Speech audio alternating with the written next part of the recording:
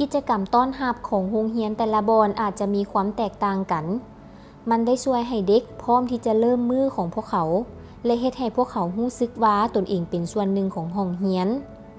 ในการต้อนรับครูได้ยิ้มและทักทายโดยการเอิ้นชื่อของเด็กช่วยเอากระเป๋าพวกเขาไปวางจุดประสงค์ของกิจกรรมต้อนรับแม่นเพื่อให้เด็กพร้อมที่จะแยกจากผู้ดูแลแล้วเข้ามาร่วมกิจกรรมมุนๆกับหมู่ข้อยได้กะเกียมจัดสรรพื้นที่การเรียนรู้ให้เด็กก่อนที่เด็กจะมาโรงเรียนแต่ละกิจกรรมได้ถือเกียมพร้อมสำหรับการหลิน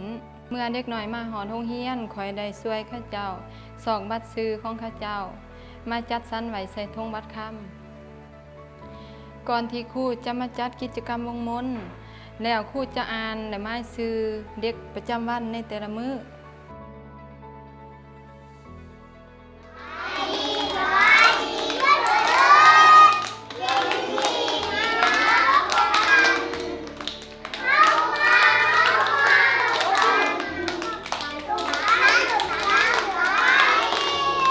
มีหลายทักษะที่เด็กสามารถเรียนรู้ได้จากการนำใช้ตารางกิจวัตรประจำวัน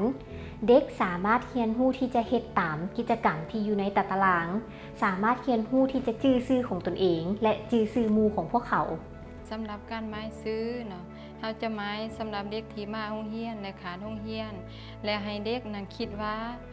ผู้ที่บ่มาให้เด็กสามารถคาดได้ว่าเขาเจ้าจะเฮ็ดหยังในมื้อนี้นับกิจกรรมนี้เด็กแต่ละคนต้องได้มีความรับผิดชอบในการหมายซื้อผู้ที่ขาดว่าไผมาไผบ่มาในมื้อนี้กิจกรรมต่อไปของการต้อนรับแม่นการนั่งผ่อนคลายซึ่งมันช่วยให้เด็กใจเย็นลงในเวลาที่พวกเขารู้สึกเครียดและกังวลใจหรือเวลาที่พวกเขามีความต้องการห้องเรียนก่อนวัยเรียนบางบอนจะมีการคัดเลือกเด็กประจำวัน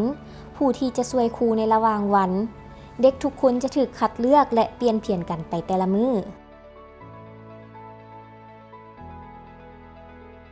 เด็กจะรู้สึกว่าตนเองมีความสำคัญเมื่อพวกเขาถูกเลือกให้เป็นเด็กประจำวัน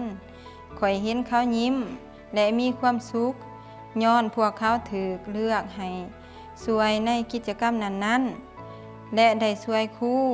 เด็กบางคนจะถือครูสนับสนุนเพิ่มในการมีส่วนร่วมในกิจกรรมเพื่อสร้างความมั่นใจให้แก่พวกเขา